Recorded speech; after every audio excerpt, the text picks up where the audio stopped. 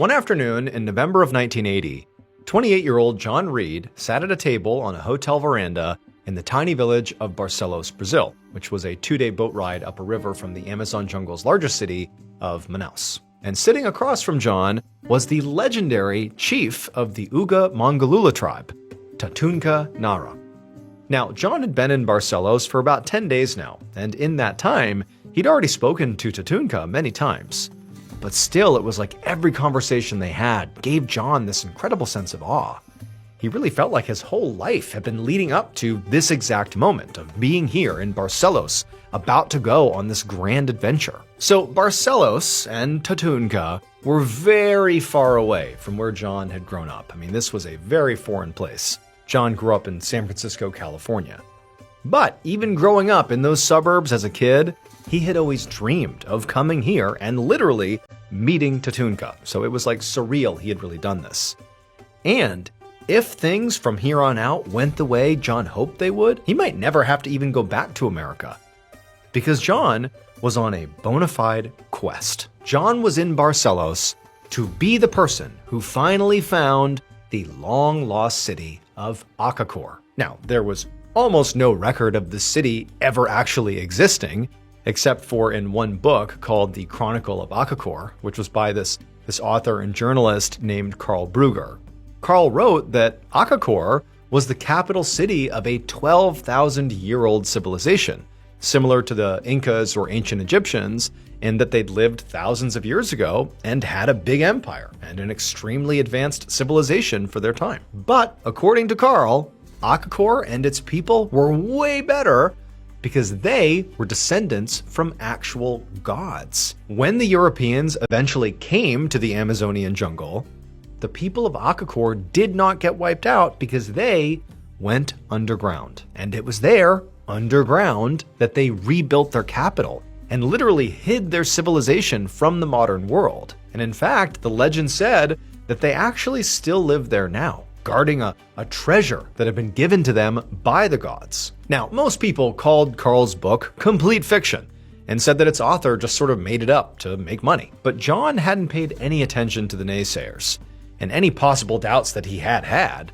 completely disappeared the moment he'd finally met Tatunka. So Tatunka was not only a famous chief who knew the Amazon like the back of his hand, but more importantly, at least to John, he'd actually been interviewed in Karl's book, and he was said to be the one known person who'd actually been to Acacor who was still alive. And here Tatunka was, in the flesh, sitting across the table from John in all his Amazonian glory. He wore just a loincloth, and he had that same turtle tattoo that the book described, so John knew he was the guy, he was the chief he'd been looking for. And to John, if Tatunka was real, well then surely everything else in that book was real too. Right now though, neither John nor Tatunka were saying anything, which was unusual because normally their meetings were very animated, as Tatunka regaled John with all these amazing stories about Acacor and what it was like there in his very heavily accented English. But hearing these stories hadn't been enough for John, who really wanted to know where Acacor actually was so that he could actually see it with his own eyes. Now, so far, Tatunka had not told John where it was. He'd said that the people of Acacor wanted to stay hidden, their survival depended on it, and so he was not going to give up their location. But today, John could feel that something was different, because just a few minutes ago, John had asked Tatunka again about literally going to Acacor, and now Tatunka had been very quiet for a very long time, like he was thinking about whether or not to finally reveal its location. And so John patiently waited. And as he sat there in this really intense silence, it was like he could almost feel Tatunka's deep wisdom oozing off of him in waves. And then finally, in his soft, very fragmented English, Tatunka began to speak.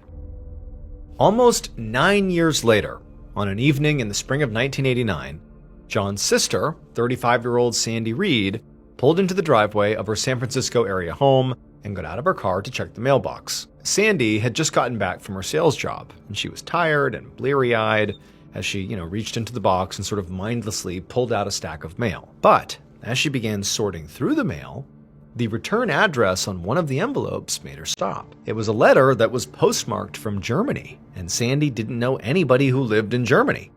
And so she really wasn't sure what to expect as she quickly ripped it open. But as her eyes scanned the lines on the page, her hands began to shake uncontrollably. The letter was from a German detective who said that he was writing about her brother, John, and that they were sure something bad had happened to him. So John, Sandy's brother, had gone to Brazil almost a decade earlier to find the lost civilization of Akakor, and Sandy and her parents hadn't heard from him since he left. Now, during the first few weeks of John's trip, he'd written letters fairly regularly, but then his last message had come in late 1980, and after that, nothing. Now, of course, Sandy had been worried about her brother, but she also hadn't been that surprised he had gone radio silent, because Sandy and her parents were well aware that John was obsessed with Akakor, and not just that, he wanted to go on this adventure, find this lost city in the jungle, and then never come home. He wanted to stay in the jungle. And so they kind of figured that, maybe he found Akakor, or maybe he just found another village somewhere. But either way, the way they looked at it is John likely wanted to start a new life somewhere else, somewhere in the jungle, and that's probably what he had done. So for nearly a decade, that sort of became their line of thinking. But now, as Sandy is reading this letter, it was like suddenly her understanding of what was going on with her brother was totally and instantly fractured. Now she was both panicked and also totally confused about the idea that, one, John was in trouble, and two, why is the German police looking for her brother? Why is that happening? Why aren't American police looking for my brother? But as her eyes frantically scanned the page, she learned why. The detective said they were investigating the death or disappearance of John and at least 3 other people, including a German citizen, who apparently had been lured into the Amazon by a particular book about a place called Akakor. Now, this book, according to the detective, was complete junk. It was a fabrication. Akakor, not a real place. But the detective believed that someone was killing the people who came looking for it. Now, the detective said they had tried to investigate, but the Brazilian officials were being very uncooperative, and he wasn't actually allowed to go to Brazil to collect evidence to try to figure out what happened here. And so basically, he was stuck, but he wanted her to know they were looking into her brother. And so by the time Sandy finished reading this letter, she felt like, well, I have to do something. If the German police, if they can't go to Brazil, maybe I can.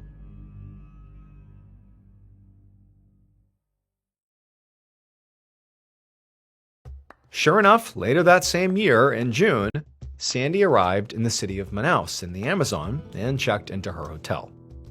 She knew from John's letters from 10 years ago before he disappeared that this was the general area he had been.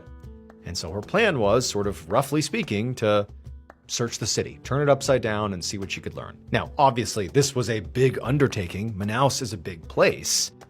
But Sandy, at this point, was all in on this mission. Sandy didn't really know why. For 10 years, basically, she had no idea what happened to John. But it was like now, she felt like she was being called to do whatever she had to do to go find her brother. So she had quit her sales job, emptied her savings account, bought a flight here, and brought along a tape recorder, like an audio tape recorder, so that she would basically, not miss anything, talk to everybody and learn whatever she could and track it. And her plan basically was to just spend all her time interviewing locals, recording what they say, to try to figure out if anybody knew about John or Akakor. But almost as soon as she actually began doing this on the ground in Manaus, she realized how hard it was going to be. It had been almost a decade since her brother had gone missing. So when she met with the Brazilian law enforcement, they had virtually no details about his disappearance and really couldn't tell her anything useful. And when Sandy spoke to local residents, all she heard were endless rumors with no actual evidence. And on top of that, all the rumors she heard sort of contradicted each other. Some said a white man matching John's description had just recently been seen on the outskirts of Manaus. But then another person claimed John had been shot years ago and his bones had been found deep in the jungle. And then yet another person said, nope, none of that's true. What really happened is John found a tribe in the Amazon, not the people of Akakor, but another tribe, and he had decided to just live with them. Now, even though all this information she was getting was sort of all over the place, there still was one common reaction that almost everybody Sandy spoke to had: fear. Each time Sandy asked about Akakor, people would sort of clam up, like they were scared of it. Now, they all clearly knew about it, and most of the time when she brought it up, she was warned to sort of leave it alone, like don't talk about that, and that in some ways looking for Akakor could get her in trouble or even killed. So as the days wore on, Sandy just felt herself feeling more and more confused and anxious, and each night as she laid in her hotel bed, she wondered if she should just give up, that this was impossible. But then it was like every night after she'd drift off to sleep, she would have a dream about John. It was like he was haunting her, and he would say to her in these dreams that Akakor was not what he thought it would be. So just about every morning when she woke up, she'd have this sort of refound sense of purpose, and she would continue to look for her brother. But it just kept going nowhere. However, during her last few days in Manaus, based basically on finances, like she was running out of money and would have to go home soon, during that time period, she heard another rumor. And that was that John had gone into the jungle to find Akakor, but he hadn't gone in there blind. A local chief named Tatunka had told John how to get there. Now, by this point, Sandy had spent 3 weeks in Manaus and its surrounding areas and really felt completely overwhelmed. I mean, she really hadn't made much progress anywhere. There was definitely a sense of fear around Akakor, and she was even starting to feel that like looking into this could potentially get her into trouble. And in many ways, hearing about this new person, Tatunka, whether they were real or not, it actually made her scared. She would love to learn what he knew, to go find Tatunka and see if he knew where her brother was. But there was also a part of her that just feared even pursuing this lead. It was like all of a sudden, Brazil just felt too overwhelming for her. And so after learning about Tatunka, Sandy's reaction was actually to pack up and leave. But after leaving Brazil, Sandy did not just, fly to California and give up on the search for her brother. She just decided to look for her brother sort of in a roundabout way. She had heard from a local in Brazil that there was a Swiss tourist who might have seen John in the jungle. And so after Sandy left Brazil, she went to Switzerland and spoke to this tourist. And then after speaking with that tourist, she flew to Germany and she met with that detective who had sent her the initial letter she got. But neither the tourist nor the German detective had any new information. So by the end of all that, Sandy still had no answers. And by this point, she also had no money. She had completely drained her savings account trying to find her brother, and it had not worked. Now, Sandy considered just going home. I mean, she was broke, she was scared, and really she hadn't actually gotten anywhere in her search for her brother. But there was still one lead that she had not investigated, and that was Tatunka, because basically it just felt too scary. She'd abandoned it and left for Switzerland and Germany. But Sandy felt like now, if she never went back to Brazil to speak with him, she would never get any real answers. It felt like Tatunka was the key, and she had been cowardly. She needed to go back there. She needed closure. So she went back to America, but she only stayed long enough to earn some quick cash cleaning houses so that she could finance another trip to Brazil. On June 21st, 1990, so about a year after she had made her first trip, Sandy did return to Brazil. She took a small plane to the village of Barcelos, which she had learned was where Tatunka lived. This time, though, she brought some backup with her, a documentary producer and also a reporter.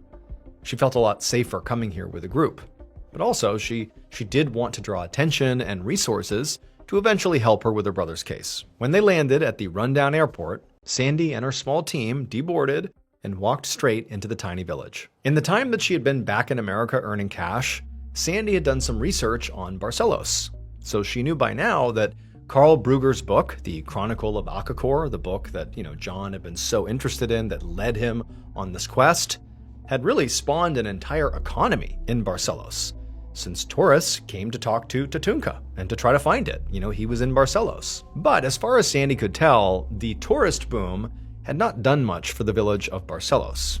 It was dirty and the houses were all very rundown shacks. She'd read that only about 3,000 people lived there, and between all of them, they only had one phone. And so as the group wandered around looking for a friendly face to give them directions, Sandy spotted a woman who was hanging her laundry up on a line outside her home. So Sandy approached her, and asked if she knew where Tatunka lived. And the woman immediately nodded, which Sandy expected, because Sandy had not just read up on Barcelos, she now knew a lot about Tatunka as well.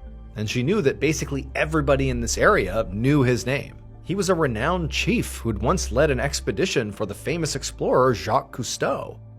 And he was a hero too.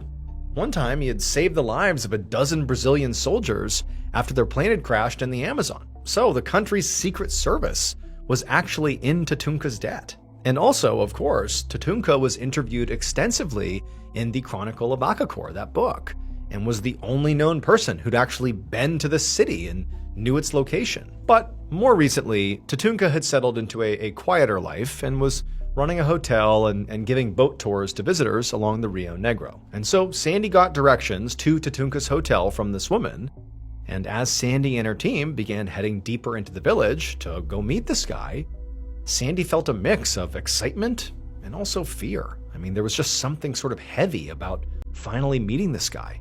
Eventually, the group came to what appeared to be a very isolated-looking hotel surrounded by a wooden gate.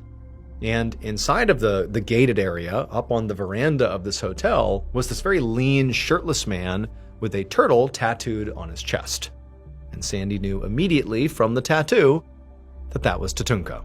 As Sandy and her crew opened the gate and walked towards Tatunka, she pulled out a photo of her brother and held it up, along with an explanation of why she was there. And Tatunka, at first, just kind of listened and watched as they approached him, but then as he began to hear what she was saying, he smiled, and in broken English, he told Sandy he was surprised she hadn't come sooner. But Sandy didn't return his smile, because as she stared at Tatunka, all she could think of was how wrong everything was.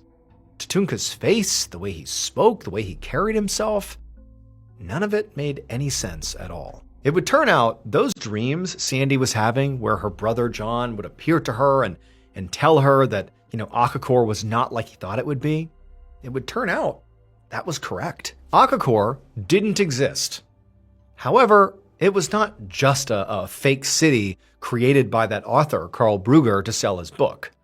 No, it was something much, much weirder than that. That whole book was based almost exclusively on the stories of Tatunka, the legendary Amazonian chief who Sandy was now meeting, in front of this weird hotel. But Tatunka, the man standing in front of Sandy, was not chief of anything. In fact, he wasn't even Amazonian. In reality, this man parading around as Tatunka was just some random German man named Gunther Hawk who had fled Germany for the Amazon to avoid paying child support to his ex-wife in the 1960s. But when he arrived in the Amazon, he wanted to blend in, but he didn't speak the language, and he had this heavy German accent. So what do? Well, he created a whole made-up story about a long-lost civilization that he supposedly descended from, Akakor. The Akakor story was designed by this guy just to keep him from having to pay child support. The problem was, the Akakor story, the legend he created, worked too well. Gunther managed to convince local and even national authorities that he was an actual indigenous person. And then, fatefully, he also convinced this writer, Karl Brugger, that he really was from this lost civilization and sort of inadvertently created an entire tourism industry based on Akakor. And so when Karl's book came out, Gunther found himself in a bind. To keep his tourist revenue stream afloat, he had to keep pretending that Akakor was real and he knew where it was, while also never letting anybody get there. And both Sandy and the German police believe that to protect this secret, Gunther killed any tourists who insisted on actually visiting Akakor, including Sandy's brother, John Reed. Gunther Hawk has never been charged with murder and denies ever hurting anyone. John Reed's body was never found. The author, Karl Brugger, was shot to death in 1984 in Rio de Janeiro, Brazil, and rumors still circulate about who killed him and why. And as of 2024, Gunther Hawk was confirmed to be alive and still living in Barcelos, and still insisting that Akakor is real. To this day, explorers still travel to Barcelos to try and find it.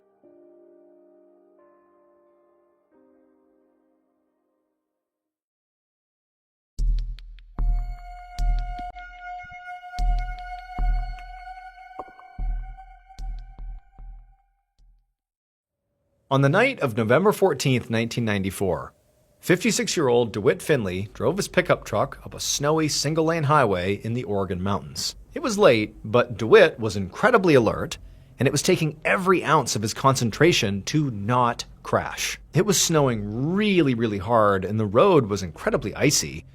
Not to mention, DeWitt was towing a camper van behind his truck, and the van was sort of sliding around and causing DeWitt to feel really unbalanced as he drove. And so as he's driving along, white-knuckling here, all he could think about was how having taken this route was such a bad idea. So DeWitt was a traveling salesman, and he sold fancy camper vans, which was why he had one on the back of his truck, to drive it around from city to city and to show it off to potential new customers. He'd just been in the Oregon coastal town of Coos Bay and was now driving to Grants Pass, which was in the southern part of the state.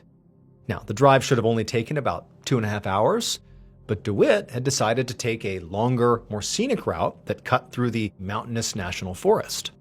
Except that now, instead of experiencing a tranquil, peaceful drive with lush, stunning Oregon scenery, he was stuck in a snowstorm and fighting his way up a steep, heavily forested slope with a cliff on one side. Now, for just about anybody, this would be a harrowing experience.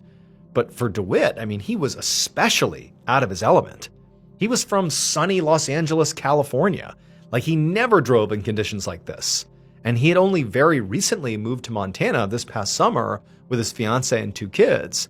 And while Montana did have some harsh winters, he hadn't experienced them yet. So this was really a novel experience. But DeWitt was a very religious man.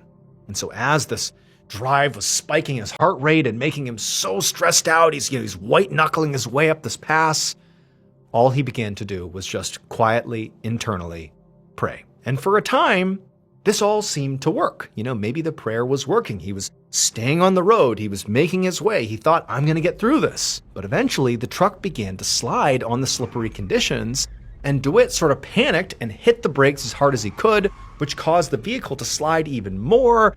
And then the next few seconds were just a blur of snow and darkness and trees. And then after what felt like an eternity, where he's thinking, oh my God, I'm going to go off the cliff, his truck slammed into a snowbank, keeping him from falling off the cliff.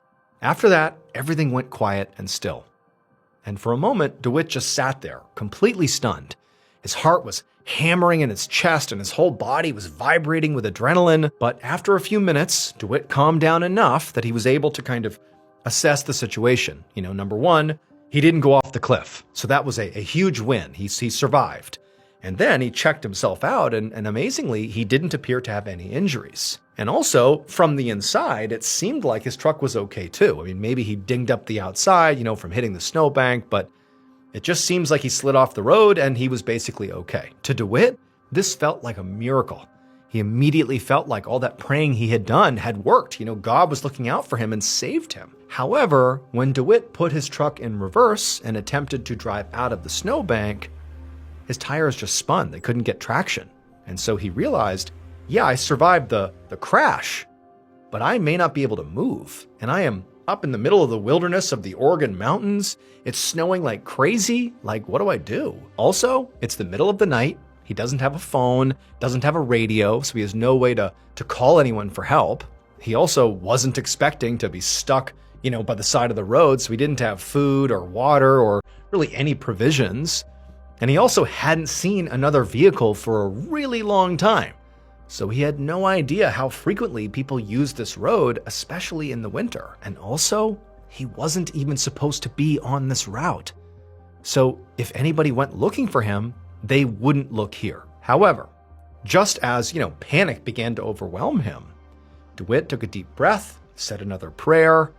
God had already saved him once, and DeWitt just had to trust that he would do it again. Somehow, DeWitt was able to calm down enough, maybe it was his faith, that he was able to sleep.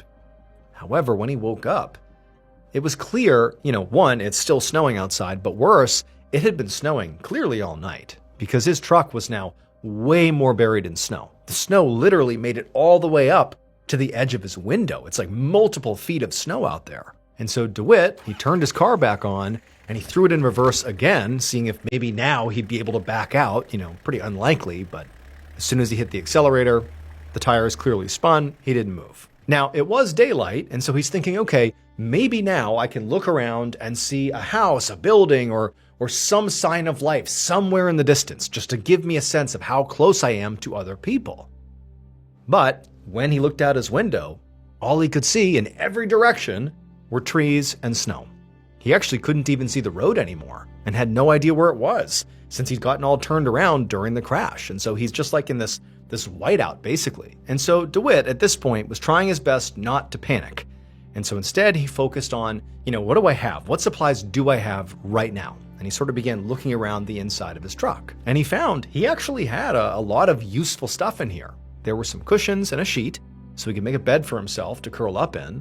And he could also use the truck's heater to keep himself warm and to melt snow for drinking water. He'd obviously just have to be, careful not to burn too much fuel. Also, DeWitt had the camper that was attached to the back of his truck, which you would think would be great for a situation like this. You can just live in the camper until you get rescued. Except DeWitt knew this was not really a real camper. It was a demo model. It was unfurnished, there was no heat, no supplies, nothing.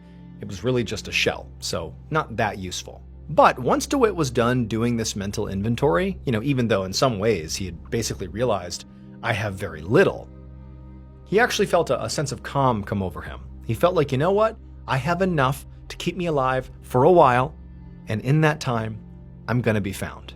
And so he would just leave it up to God to save him once again. 2 days later, the storm finally let up. But even with the now clear weather, the snow didn't melt. And then soon after that, another storm came and dumped more snow and ice all over his truck. Also, during this time frame, DeWitt didn't see any other cars or trucks or plows. So he had a feeling that the road he had crashed on was now so clogged with snow, it wasn't even usable. But even though at this point DeWitt was extremely hungry, he had no food, it's been several days here, he also was warm and dry inside of his truck. And critically, he was also hydrated. He'd been drinking plenty of melted snow. So he was, surviving as best as he could. And then also, to ward off all the negative, intrusive thoughts about what could happen to him out here, DeWitt had begun to pass the time by meticulously crossing off the days in his yearly planning calendar and also writing letters. DeWitt always carried around pen, paper, and envelopes inside of his work bag, which he obviously had with him. So he had begun writing to the people he loved, his fiancée, his sons, and even to his boss to explain what had happened and why he had missed work. And in each letter, DeWitt did not sound scared or sad. In fact, if anything, he seemed rejuvenated. He seemed happy. He would reflect on how much love and joy was in his life and how lucky he was to have that. And he would tell the people he was writing letters to, like his fiancée and sons, that he really wasn't worried. He knew he was going to be okay because God was clearly looking out for him. The days turned into weeks, but DeWitt continued to stay warm and basically comfortable and alive, even without any food. But DeWitt believed that his hunger actually was a sign that God was looking out for him. DeWitt had no idea how long somebody could live literally without eating. But after 2 months, DeWitt had tracked the days in his calendar. 2 months had gone by. DeWitt felt like, I should be dead. I haven't eaten in 2 months. But he wasn't dead. And he felt like that was a sign. God was keeping him alive for his eventual rescue. It has to be. On the morning of May 20th, 1995, a teenager, along with his girlfriend, drove up the same mountain road that DeWitt had been on when he got into his accident. And even though it was May, there was quite a bit of snow still, and the road was still quite icy. And about halfway up a particularly steep incline, this teenage kid lost control of his truck, it began to skid, and he went off the road and crashed into a snowbank. Luckily, the teenager and his girlfriend were okay. And for a minute, they just sat there kind of dazed. And then the driver put the car in reverse and tried to move, but the car wouldn't move. The tires just spun. So eventually, the teenager climbed out of the car to examine his vehicle to see if there was serious damage here or if he was just stuck in the snow. But when he did this, when he climbed out of his vehicle, he looked just up the road a ways, and off the side of the road, basically equal to where he was relative to the road, was another vehicle. It was a pickup truck with a camper attached to it that was clearly half buried in the melting snow. And so the teenager told his girlfriend that he was going to go take a look in case, somebody else had a wreck and they needed help. So this kid, he leaves his girlfriend and he hikes over to the truck. And when he gets there, he can't see inside of it. It's covered with too much snow. But he brushes off some of the snow, revealing one of the windows into the truck. And he looked in, and for a second, he couldn't quite see what was in there. But then eventually he saw it. And when he did, he just gasped